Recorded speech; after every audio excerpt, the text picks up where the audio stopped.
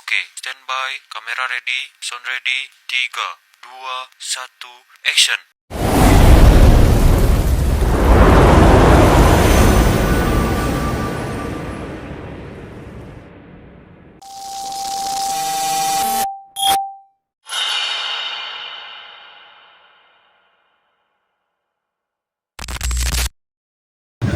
Assalamualaikum warahmatullahi wabarakatuh. Kami dari kelompok 2 mengangkat tema kebudayaan tentang Makbara Sanjing. Sebelum itu, perkenalkan, nama saya Nurul Hasanah dan anggota kelompok saya Alice Dayanti, saya Reni Karisma, saya Nurdian Naim, saya Sinar, saya Nurul Mutmainnah, saya Musdalifah, saya Nur Mutmainnah, saya Engineer Alisa. dan adapun tujuan kami membuat video ini untuk memenuhi tugas basic proyek studi Islam 4.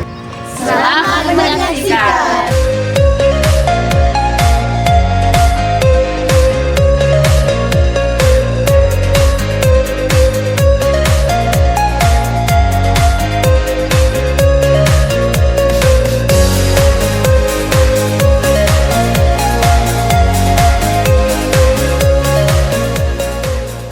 Assalamualaikum warahmatullahi wabarakatuh. Selamat siang dan salam budaya untuk kita semua. Hari ini kita kedatangan sosok yang luar biasa. Jika kita berbicara tentang budaya spiritual Bugis Makassar, pasti kita akan bertemu dengan salah satu tradisi sakral, yaitu Makbara Sanjing. Makbara Sanjing itu bukan hanya soal lantunan syair-syair pujian kepada Nabi Muhammad SAW, tapi juga cerminan nilai kesopanan, gotong royong, dan rasa syukur yang sangat khas di masyarakat Bugis Makassar. Oke teman-teman, langsung saja kita sambut Bapak Karyaso sebagai narasumber kita hari ini yang kerap dipanggil dengan Den Tapu. Beliau adalah salah satu tokoh yang memimpin ritual Makbara Sanjing di kampung ini, tepatnya di Dusun Lopi-Lopi. Nah, buat kalian yang penasaran, mungkin baru dengar atau mungkin baru dengar sebenarnya apa sih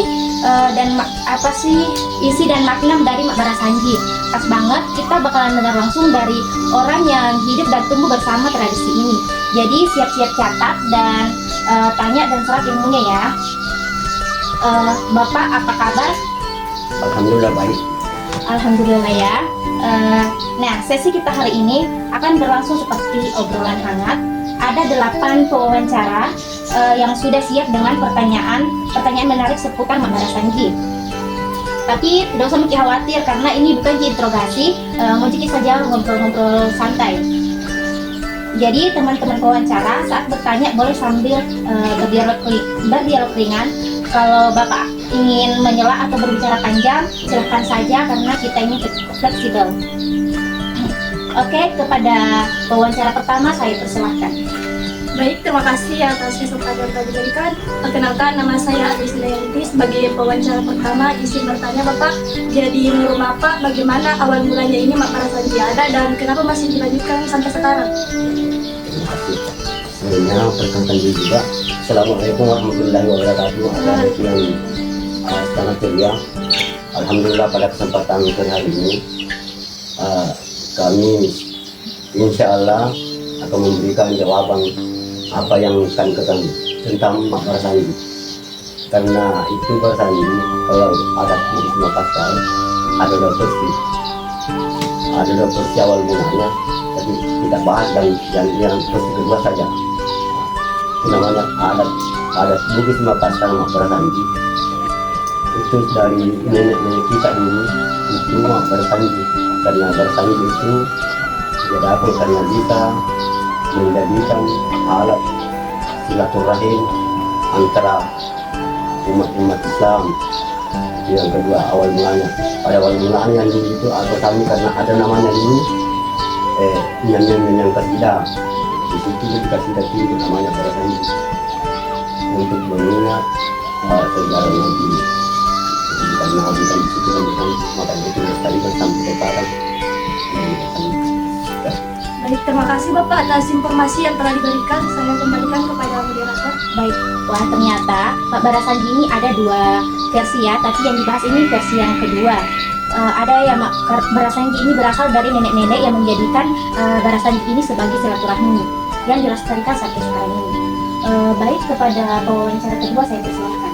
Baik, terima kasih. Perkenalkan, nama saya Nurjanayan. Sebagai pewawancara kedua, izin bertanya Bapak, bisa diceritakan sedikit bagaimana kegiatan Mabara Sanjita ini dilakukan?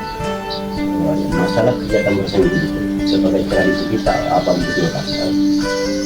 Sesuatu boleh dikatakan dikasih nama hajatan kah atau apa, tunjukkan istilah bersanji karena dalam serupa kayak undangan itu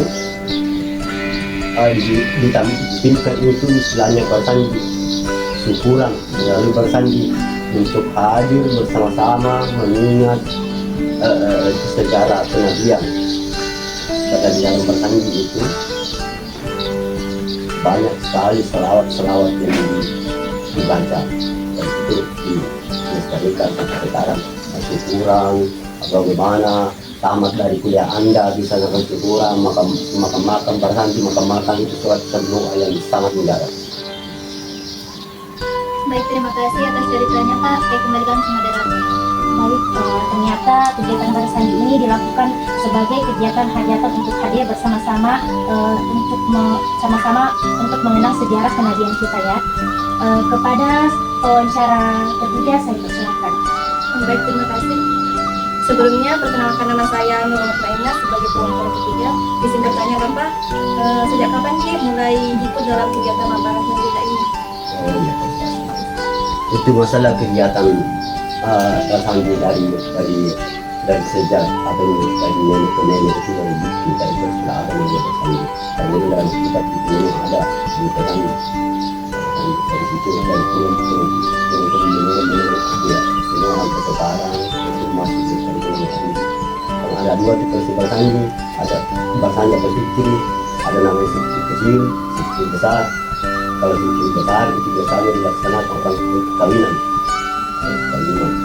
Biasa juga boleh biasa dilaksanakan ya, ada betul sedikit bersanji itu ada datang apa istilahnya ayo syukuran ya macam itu semua. Adek, kalau kita sendiri maksudnya sejak kapan sih kita mulai Mabara Sanji? Kalau saya itu Mabara Sanji mulai kurang lebih 10 tahun sudah ikut di orang-orang di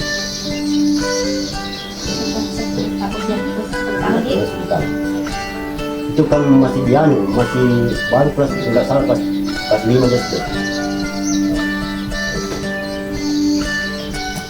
Terima kasih atas informasi Bapak. Saya sampaikan ke moderator. Baik, jadi kegiatan Mabara Sanji ini dilakukan Ki dari nenek ke nenek hingga saat ini Di. Baru kalau sedangkan kita mulai Mabara Sanji sejak umur 10 tahun. Ya, kalau lebih 10 tahun. Baik, kepada pewawancara keempat saya persilahkan. Terima kasih Pak, izin bertanya. Perkenalkan, sebelumnya nama saya Sinar sebagai pewawancara keempat. Seperti yang dikatakan Bapak tadi bahwa Bapak sudah melakukan kegiatan bersanji ini sejak umur 10 tahun sampai sekarang. Saya ingin bertanya apa saja hal-hal baik atau nilai-nilai yang dirasakan dalam kegiatan bersanji ini, Pak? Oh, masalah nilai-nilai bersanji itu nilai-nilai menurut adat kita tadi ada apa namanya Makassar besar sekali bedanya. Yang pertama kaidahnya kita bisa datang berkumpul bersilaturahmi mengingat nama Allah dan selawat berdoa dalam bersanji itu banyak sekali doa-doa yang mungkin keselamatan baik yang mengundang atau yang mengundang itu ada doa di sini lagi. Dan kalau masing-masing kita berdoa banyak yang menginginkan itu kita kali. Saya kembali ke Jadi dalam kita bersanji ini ada hal-hal baik dalam kegiatan kita, seperti kita dapat bersilaturahmi, baca selawat, berdoa dalam bersanji, dan kalau bersanji itu banyak yang aminkan. Baik, kepada pewawancara selanjutnya saya persilahkan. Baik, terima kasih. Sebelumnya perkenalkan, nama saya Nur Mutmainah. Izin bertanya Bapak, menurut Bapak, apakah kegiatan Mabara Sanji ini bisa bikin kita lebih dekat dengan Allah Subhanahu wa Ta'ala? Ya, alhamdulillah. Kalau masalah bersanji ini kan kita ketahui dari dulu sampai sekarang memang melestarikan begitu. Namun sekarang itu banyak yang kurang ini, kurang istilahnya berdekat sama dia. Tapi kalau tidak ada bugis itu, para sandi memang sangat dibutuhkan.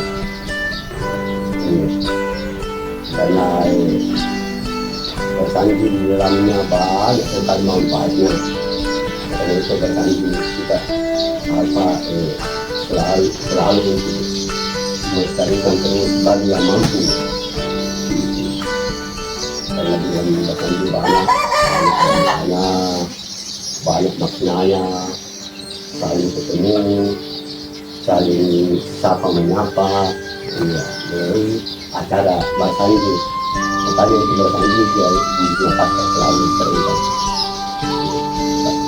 Terima kasih atas informasinya yang diberikan. Saya kembalikan ke moderator. Baik, jadi kegiatan Barasandi ini dibutuhkan oleh orang Bugis seperti kita ini karena banyak manfaatnya. Makanya Barasandi ini harus dilestarikan bagi yang mampu. Baik, kepada pewawancara selanjutnya saya persilahkan. Baik, terima kasih. Sebelumnya perkenalkan nama saya Insinyur Alisa sebagai pewawancara ke-6.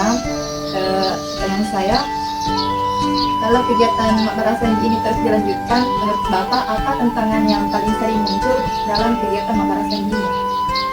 Masalah kegiatan bersandi yang sering muncul banyak sekali. Itu kalau dalam bersandi biasa itu terjadi di tengah-tengah kita.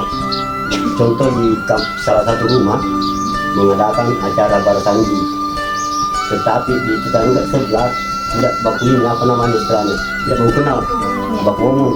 Dan melalui bersandi bisa dengan alasan bersandi itu bisa silaturahmi kembali, bisa rujuk kembali. Nah, itu salah satu itu alat bugis itu yang sangat bermanfaat. Biasanya orang baku pola belakang melalui acara bersandi ini bisa akhir kembali. Nah, makanya itu namanya bersandi selalu kita laksanakan bagi orang yang mampu. Sama dengan kalau ada orang mati itu, ya ada pengajiannya bagi orang yang mampu. Sama juga bersandi. Kalau orang mati tidak mampu tidak diharuskan juga. Sama dengan bersandi, kalau tidak bersandi tidak mampu dan dilaksanakan. Kuncinya itu adalah bersandi bagi orang yang mampu. Untuk memberikan makanan sebagai sedekah, itu mendorong kita semua, karena itu makanan sedekah sangat bermanfaat. Besar banget. Terima kasih atas informasinya Bapak.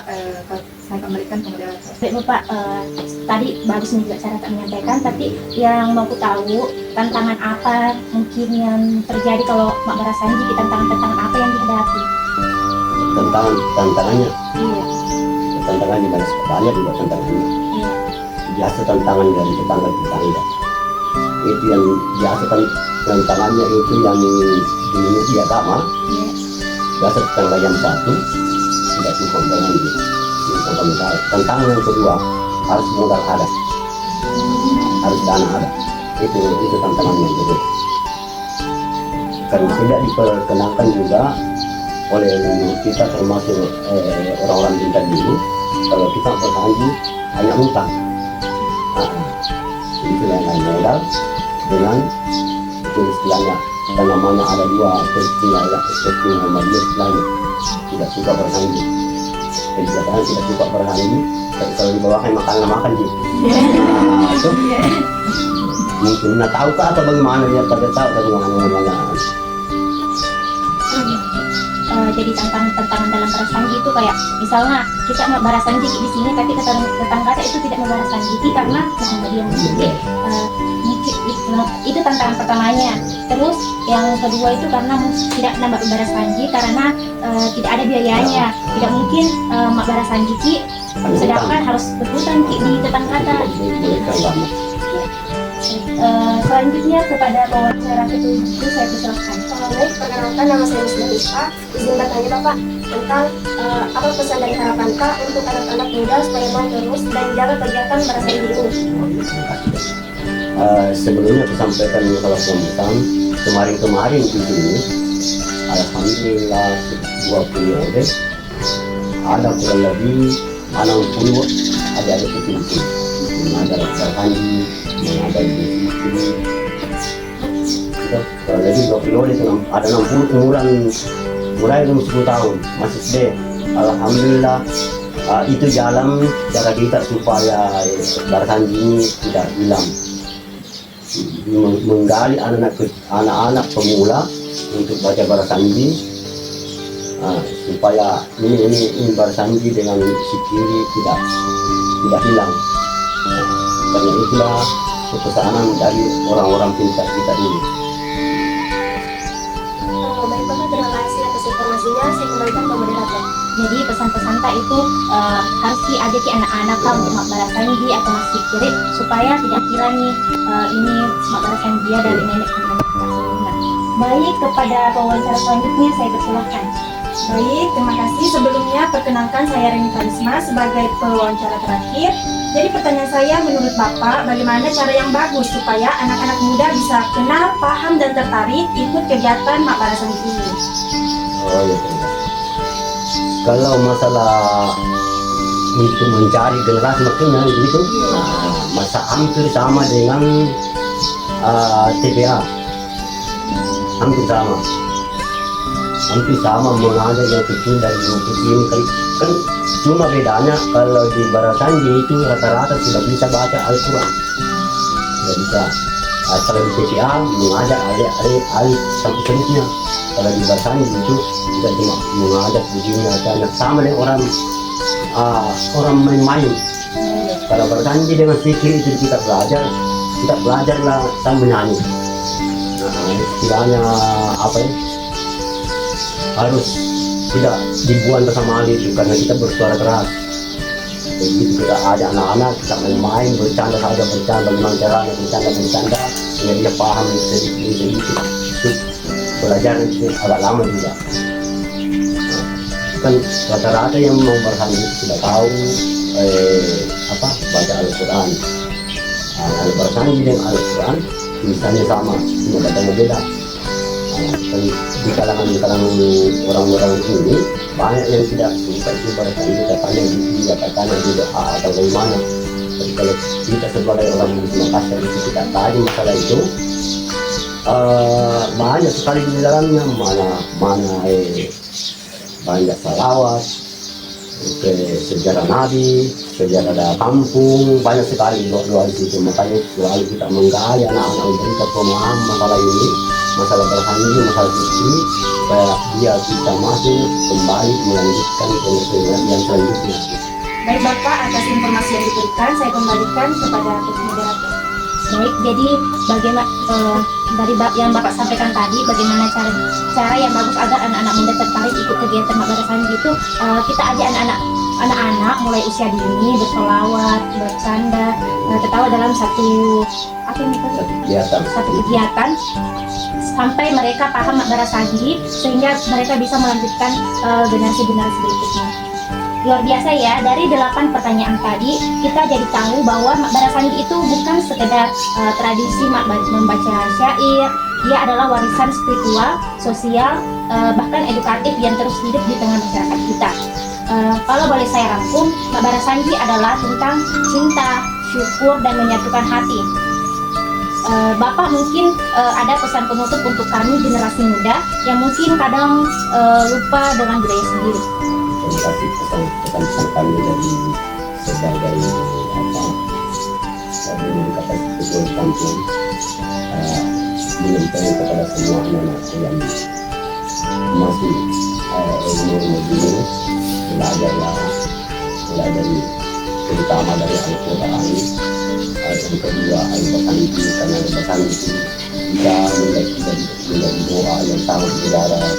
Biasa itu kalau ada penyelamatan Barasanji baca doa, jadi itu mari kita bersama-sama belajar mendalami apa yang dikandung dalam Barasanji itu, sehingga Barasanji tidak akan hilang di masa yang datang.